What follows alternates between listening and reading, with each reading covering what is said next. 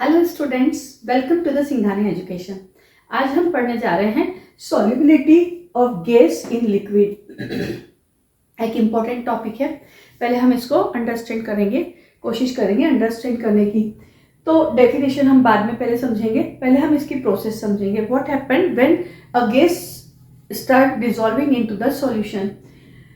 तो मैंने यहाँ पे एक कंटेनर लिया है। I have taken a container in which मैंने यहाँ पे कुछ सॉल्वेंट को फिल किया है। इस सॉल्वेंट का कुछ पर्टिकुलर अमाउंट है और एक पर्टिकुलर सॉल्वेंट लिया है। यहाँ पे मैंने पी प्रेशर पे गैस को भरा है। मेरे को पता नहीं है पी, इसलिए मैंने पी प्रेशर पे इस गैस को फिक्स पी प्रेशर पे भरा है, फिल किया है। Now what happened in this container. यहाँ पे क्योंकि इसको लीड, ये क्लोज कंटेनर है तो ये लीड करा हुआ है। अब इस समय पे क्या होगा, पार्टिकल, गैसेस पार्टिकल मूवेबल होते हैं, मूविंग होते हैं, और जो लिक्विड पार्टिकल है वो भी मूविंग होते हैं। तो जब ये गैस पार्टिकल मूव करते हैं तो प्रेशर को एक्सर्ट करते हैं on the surface of the liquid solution. And जब ये प्रेशर एक्सर्ट करते हैं तो they are entering into the solution and disperse into the solution and make a solution with solvent.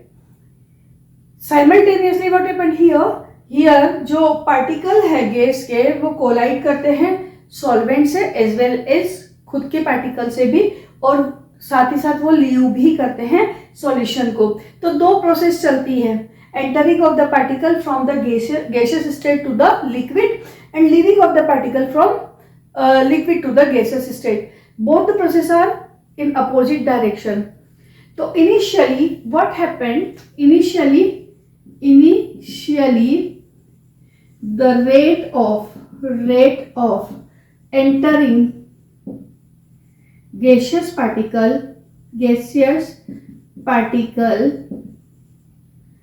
in solvent is greater than rate of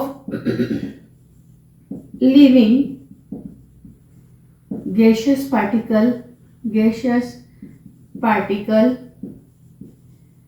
particles from solvent.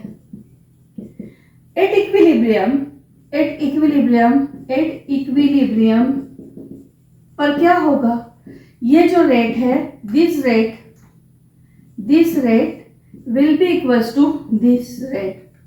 Entering and living का rate equal हो जाएगा और इस समय पर हम कहेंगे कि इक्विलिब्रियम अटेंड हो गया। जब इक्विलिब्रियम अटेंड हो गया है, इट मींस सारी चीजें फिक्स हो गई है। यहाँ पे अमाउंट ऑफ गैस फिक्स हो गई है, जितने पार्टिकल अंदर एंटर कर रहे हैं उतने ही पार्टिकल बाहर निकल रहे हैं। तो यहाँ पर जो गैसेस पार्टिकल है उनका कॉन्सेंट्रेशन फिक्स हो गया, उनका अमाउंट फिक्स हो गया है। इस समय यहाँ पे सैचुरेटेड सॉल्यूशन बन गया है और इस समय जो अमाउंट गैस का इस लिक्विड में है वही इस गैस की सॉल्युबिलिटी कहलाएगा इस पर्टिकुलर सॉल्वेंट में। तो वही डेफिनेशन मैंने लिखी है कि solubility of a gas in liquid can be defined as at constant temperature amount of gas dissolved in unit volume of a particular solvent to make saturated solution is known as solubility of gas in liquid. अब constant temperature पे लिखा है, इस बात को भी समझा देती हूँ, क्योंकि इक्विलिब्रियम पर कोई प्रोसेस होती है तो इक्विलिब्रियम के ऊपर टेम्परेचर का इफेक्ट होता है। तो टेम्परेचर को बढ़ाएंगे तो इक्विलिब्रियम डिस्टर्ब हो जाएगा। किधर की साइड डिस्टर्ब होगा, सॉल्युबिलिटी कम होगी, ज्यादा होगी, ये बाद में डिस्कस करने का पॉइंट है। पर अभी बात यह है कि टेम्परेचर को चेंज करेंगे तो सॉल्युबिलिटी चेंज होगी, इसीलिए हम इस प्रोसेस को एट कांस्टेंट टेम्परेचर करते हैं। अब यहाँ पर सॉल्युबिलिटी को जो हम एक्सप्रेस करेंगे उसमें हम इसको एक्सप्रेस कर सकते हैं मोलारिटी में भी एक्सप्रेस कर सकते हैं, मोलालिटी में भी एक्सप्रेस कर सकते हैं, मोल फ्रैक्शन में भी एक्सप्रेस कर सकते हैं। और एक और तरीका है solubility of gas into the liquid express करने का, वो भी एक्सप्लेन करते हैं। मोलारिटी और मोलालिटी में क्यों किया ये भी समझा देती हूँ। मोलारिटी और मोलालिटी की टर्म हम जब यूज करते हैं तब सॉल्यूशन बहुत डाइल्यूट होता है, बहुत ज्यादा डाइल्यूट होता है, तब हम उसको एक्सप्रेस करना पसंद करते हैं मोलारिटी और मोलालिटी के टर्म में। ऑब्वियसली गैस का अमाउंट बहुत कम डिसॉल्व होता है किसी लिक्विड में, इसलिए जनरली हम इसको मोलारिटी में भी एक्सप्रेस कर सकते हैं। अब मोल फ्रैक्शन में कब करते हैं? मोल फ्रैक्शन में भी तभी करते हैं जब सॉल्यूशन बहुत डाइल्यूट होता है, लेकिन मोल फ्रैक्शन में तब करते हैं जब एक से ज्यादा कंपोनेंट डिसॉल्व हो। मोलारिटी और मोलालिटी ज्यादा बेटर होती है जब हम केवल बाइनरी सॉल्यूशन को यूज करते हैं, लेकिन यदि मान लो यहाँ पे मोर देन 1 गैसेस डिसॉल्व का मिक्सचर हमने लिया है, तब हम उसको मोल फ्रैक्शन में एक्सप्रेस करते हैं। इसलिए हम इसको मोल फ्रैक्शन में भी एक्सप्रेस करते हैं। अब अगली बात आती है, इसको हम पार्ट्स पर मिलियन और पार्ट्स पर बिलियन में भी करते हैं। पार्ट्स पर बिलियन में भी करते हैं। क्यों करते हैं? क्योंकि सॉल्यूशन बहुत डाइल्यूट बनता है। जैसे कि ऑक्सीजन डिसॉल्व होती है वाटर बॉडीज में, जिसके ऊपर मरीन लाइफ पूरी सर्वाइव करती है। यदि ऑक्सीजन का अमाउंट देखें तो हम किस में मेजर करते हैं उसको? पार्ट पर मिलियन और पार्ट पर बिलियन में, क्योंकि बहुत कम अमाउंट ऑक्सीजन का डिसॉल्व होता है ऑक्सीजन में, और उतने कम अमाउंट की भी रिक्वायरमेंट वाटर बॉडीज को होती है, और उसी से वो सरवाइव करते हैं। अगर उसका अमाउंट कम हो जाए तो वो सरवाइव नहीं करेंगे। तो इसलिए हम पार्ट पर मिलियन और पार्ट पर बिलियन में भी करते हैं। एक और यूनिट है जिसको हम एक पर्टिकुलर जगह यूज करते हैं, वो समझा देती हूँ। वो है, यदि हमने सॉल्युबिलिटी निकाली गैस की, सॉल्युबिलिटी ऑफ गैस, तो हमने इसमें लिया volume of solution, volume of gas in 1 cc of solvent. Solvent के 1 cc में वॉल्यूम कितना है डिसॉल्व गैस का? ये जो गैस का वॉल्यूम लिया है ये भी किस में होगा? cc में होगा। तो ये जो यूनिट, ये इस तरह का जो एक्सप्रेशन होता है, इसको हम बोलते हैं एब्जॉर्प्शन कोफिशिएंट। एब्जॉर्प्शन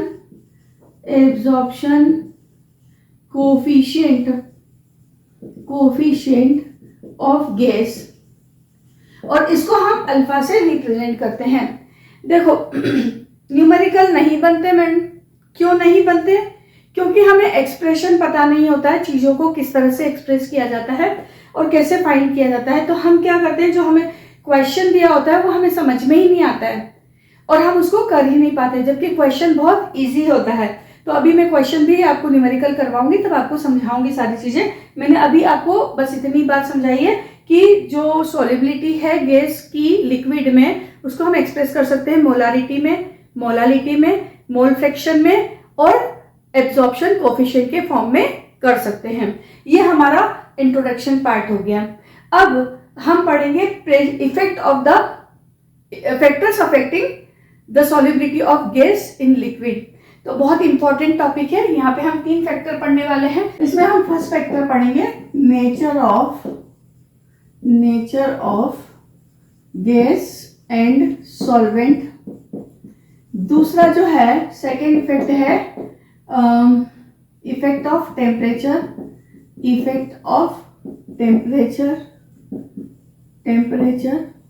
और जो थर्ड पार्ट है वो है effect of pressure.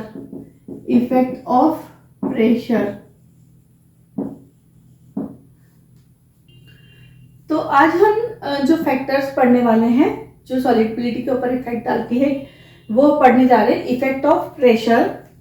Effect of pressure on solubility of gas into the liquid. इसी में हम पढ़ेंगे हेनरी लॉ। उसके पहले ये बात जो मैंने आपको एक्सप्लेन की थी, यहाँ पे इक्विलिब्रियम अटेन हो गया था। अब यदि मान लो मैं क्या करूं, किसी ना किसी तरह से इस पिस्टन को प्रेशर डालकर, इस पिस्टन के ऊपर वेट लगाकर इसको क्या करूं, प्रेशर को इंक्रीज कर दूं, तो व्हाट हैपन? तो इस केस में क्या होगा, गैस कंप्रेस होगी, प्रेशर डालने पे गैस कंप्रेस होगी। कंप्रेस होने से number of particle per unit volume of the gases increase हो जाएंगे, और per unit volume of the gases particle increase हो जाएंगे तो number of entering the particle into the solution is also increases. क्योंकि यहाँ पर जो फोर्स डलेगा, फोर्स कौन डाल रहा है, पार्टिकल डाल रहे हैं गैसेस के। तो यहाँ पर यूनिट एरिया पर सरफेस पे जो नंबर ऑफ पार्टिकल फोर्स डालेंगे वो इंक्रीज हो जाएगा, और इंक्रीज हो जाएगा तो पार्टिकल ज्यादा एंटर करेंगे, तो साथ ही साथ rate of entering the particle increase हो जाएगा। अब यदि हम यहाँ से बात करें तो इनिशियली क्या होगा भाई, rate of living the particle simultaneously हो रही है प्रोसेस, लेकिन इनिशियली अगेन क्या हुआ, अब इक्विलिब्रियम शिफ्ट हो जाएगा। किधर की तरफ शिफ्ट होगा, ये बात समझने की है, क्योंकि यहाँ पर कॉन्सेंट्रेशन बढ़ा है। किसका कॉन्सेंट्रेशन बढ़ा है, पार्टिकल ऑफ द गैसेस का। तो अब ये पार्टिकल ऑफ गैसेस कम हो जाए तो क्या होगा, पार्टिकल ज्यादा एंटर करने लगेंगे सॉल्यूशन में, तो जो इक्विलिब्रियम शिफ्ट होगा वो कहाँ हो जाएगा, फॉरवर्ड डायरेक्शन में हो जाएगा। मतलब अब जो सॉल्यूशन है उसमें पार्टिकल के नंबर्स बढ़ने लग जाएंगे। अब ये प्रोसेस चलती रहेगी, नया इक्विलिब्रियम अटेंड होगा। क्योंकि प्रेशर मैंने यहाँ पे फिक्स कर दिया P2, मैंने कोई भी प्रेशर फिक्स कर दिया P2। अब ये P2 प्रेशर पे जब तक यहाँ पे इक्विलिब्रियम अटेंड नहीं होगा वो प्रोसेस चलती रहेगी दोनों डायरेक्शन में, लेकिन क्या होगा, यहाँ पे अमाउंट ऑफ गैसेस इंक्रीज हो जाएगा, मतलब सॉल्युबिलिटी ऑफ गैस इंक्रीज हो जाएगी। तो ये हमें समझ में आया एक्सपेरिमेंटली, लेकिन फर्स्ट टाइम हेनरी सर जो थे उन्होंने इसको मैथमेटिकल एक्सप्रेशन के साथ में मैथमेटिकली रिप्रेजेंट किया था, इसलिए हमने उन्हीं के नाम पर क्या नाम दिया, इसको हेनरी लॉ दिया। तो हेनरी सर ने ये स्टेटमेंट दिया था कि the solubility of gas in liquid is directly proportional to the pressure of the gas over solution at constant temperature। उसी समय पर एक और सर काम कर रहे थे, डाल्टन सर, वो उनका दोनों का एक दूसरे से कोई लेना देना नहीं था, वो अपना सेपरेट काम कर रहे थे। उन्होंने क्या बोला था, डाल्टन सर ने बोला था टू डाल्टन सर, उन्होंने बोला था कि जो सॉल्युबिलिटी ऑफ गैस है, solubility of a gas in liquid is the function of partial pressure of gas over the solution। एक वर्ड और नया आ गया, वो है पार्शियल प्रेशर। तो इस वर्ड को समझना पड़ेगा, what is the meaning of partial pressure. आप 11th क्लास में अभी गैसियस स्टेट पढ़ के नहीं आते हो, इसलिए पार्शियल प्रेशर आपको आता नहीं है। पहले गैसियस स्टेट कोर्स में था, बच्चे पढ़ के आते थे तो हम खाली ये स्टेटमेंट लिख देते थे, बच्चे समझ जाते थे, लेकिन अब पार्शियल प्रेशर आपको समझना पड़ेगा। What is the meaning of partial pressure. Water bodies में ऑक्सीजन डिजोल्व हुई, लेकिन एयर जो है which is the mixture of nitrogen, oxygen and other gases, यदि हम मेनली देखें तो उसमें ज्यादा अमाउंट होता है नाइट्रोजन और ऑक्सीजन का। तो नाइट्रोजन अलग प्रेशर एक्सर्ट करेगी, ऑक्सीजन अलग प्रेशर एक्सर्ट करेगी। अगर सॉल्युबिलिटी नाइट्रोजन की देखना है तो हम प्रेशर किसका देखेंगे, नाइट्रोजन का, और सॉल्युबिलिटी ऑक्सीजन की देखना है तो हम प्रेशर किसका देखेंगे, ऑक्सीजन का।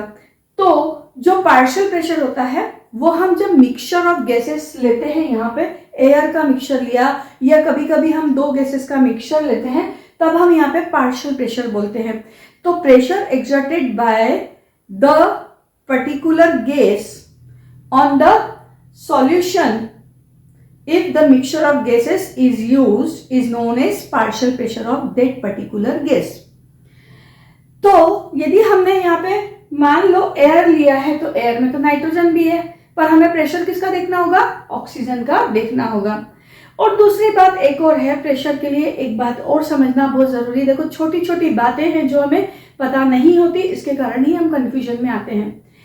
जब अगर मैं यहाँ पे बोलूं कि मेरे को प्रेशर पता करना है, ये यहाँ से यहाँ पे इक्विलिब्रियम शिफ्ट हो गया, मैंने प्रेशर कम कर दिया, मुझे पता करना है कितना कम किया, क्योंकि मैं यहाँ मेजर करके कम नहीं कर सकती, मुझे मेजर करना है मैंने कितना कम किया प्रेशर।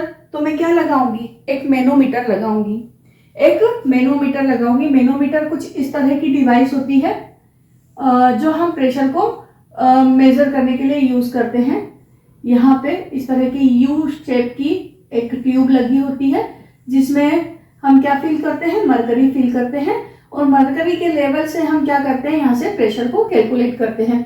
यहाँ पे पहले इनिशियली मान लो ये खाली है ना कंटेनर, यहाँ पे कोई प्रेशर मान लिया 1 एटमॉस्फेयर, तो दोनों इक्वल है, अब यदि प्रेशर बढ़ेगा तो क्या होगा, यहाँ से मरकरी का लेवल यहाँ से ऊपर जाएगा और हम वहां से हाइट निकालकर इसकी प्रेशर निकाल सकते हैं कि कितना, मतलब यहाँ पे प्रेशर कम हुआ या ज्यादा हुआ। तो अगर मैं मान लो यहाँ पे इक्विलिब्रियम अटेंड हो गया तो मैं क्या निकाल पाऊंगी, सिर्फ और सिर्फ टोटल प्रेशर को कैलकुलेट कर पाऊंगी। मेरे को अगर बोला कि यहाँ पे ऑक्सीजन का पार्शियल प्रेशर निकालो तो मैं नहीं निकाल सकती जब तक कि यहाँ पर composition of the gases represent नहीं दिया जाए। बहुत इंपॉर्टेंट बात है, ये भी डाल्टन सर ने ही बोला था कि जो टोटल प्रेशर होगा ना, जो पार्शियल प्रेशर होगा ना, मान लो partial pressure of a gas, यहाँ पे दो गैस का मिक्सचर है तो हम निकालते हैं मोल fraction of a gas into total pressure of the gas.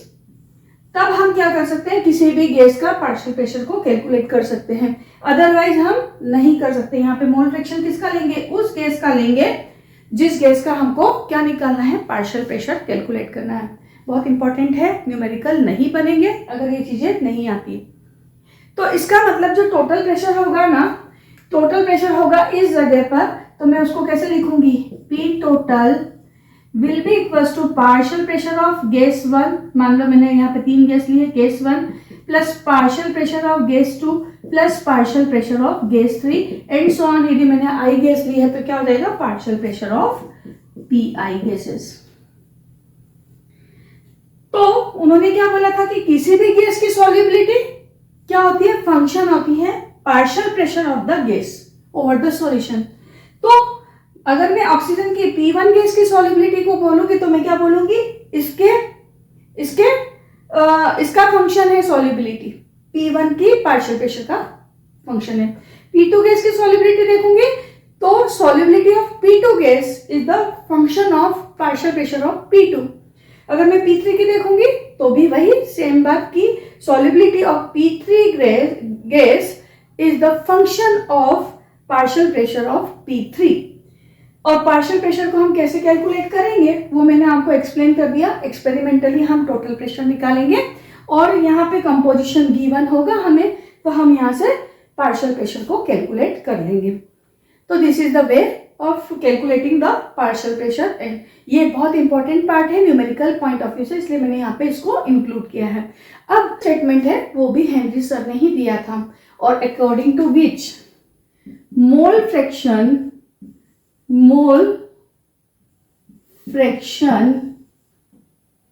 of a gas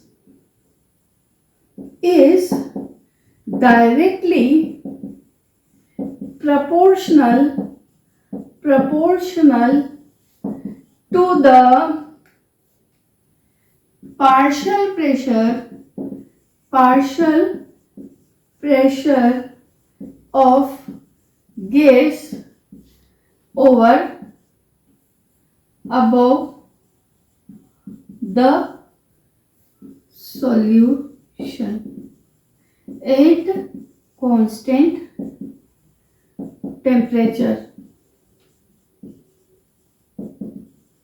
अब यदि मैं मान लूं let mole fraction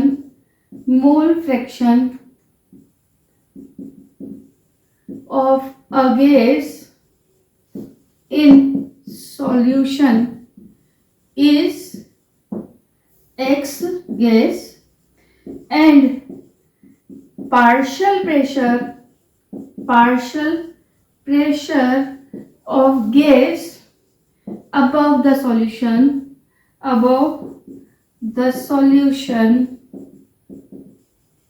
B P gas, then mole fraction of a gas is directly proportional to the pressure of the gas, partial pressure of the gas। और जब यहाँ पे हम साइन ऑफ प्रोपोर्शनलिटी हटाएंगे तो व्हाट हैपेंड, ये जो mole fraction of gas होगा वो क्या हो जाएगा, इक्वल्स टू के पार्शियल प्रेशर ऑफ गैस। ये था हेनरी लॉ, लेकिन अभी ये के ही है। हेनरी कांस्टेंट नहीं है, ये अभी है sign of proportionality, constant of proportionality क्योंकि ये KH बन जाए इसके लिए हमें एक स्टेटमेंट और देखना पड़ेगा, क्योंकि हम वही फॉर्म को यूज करते हैं सॉलिबिलिटी, गैस की सॉलिबिलिटी के ऊपर प्रेशर के इफेक्ट को देखने के लिए। तो partial pressure of the gas in vapor phase, in vapor phase is directly proportional to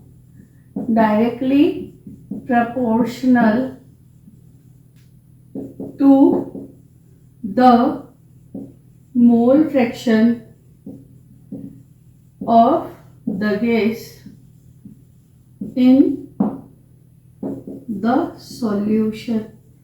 wording बहुत इंपॉर्टेंट है क्योंकि अगर वर्ड्स में थोड़ी सी भी गड़बड़ी कर जाओगे तो न्यूमेरिकल करते वक्त दिक्कत होगी।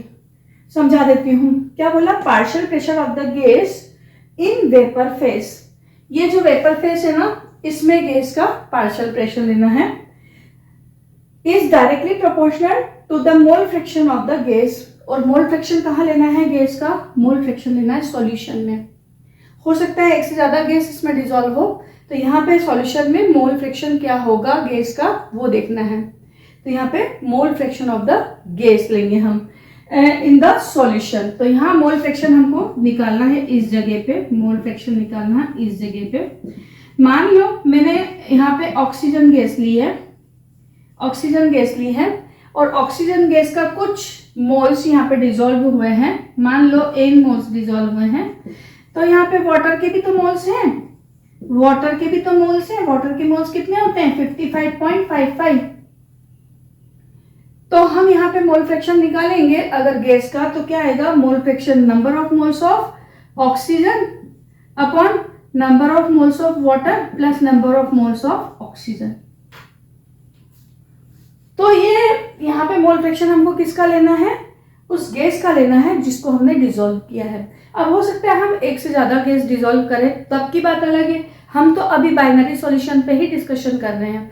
तो बाइनरी सॉल्यूशन पे डिस्कशन करेंगे तो मान लो एक ही गैस डिसॉल्व होगी और यहाँ पे वाटर में होगी, बाइनरी सॉल्यूशन बनेगा तो एक सॉल्वेंट वाटर होगा। तो हम यहाँ पे मोल फ्रैक्शन को इस तरह से रिप्रेजेंट कर देंगे। तो यहाँ पे ये वाला जो स्टेटमेंट है ये बहुत इंपॉर्टेंट स्टेटमेंट है। इस स्टेटमेंट से ही सारी बातों को हमने क्लियर किया है। तो यहाँ पे जो mole fraction of gas in the solution है, mole fraction of gas in the solution, मान लिया मैंने क्या ले लिया? Let the pressure of gas in vapour phase is P gas and mole fraction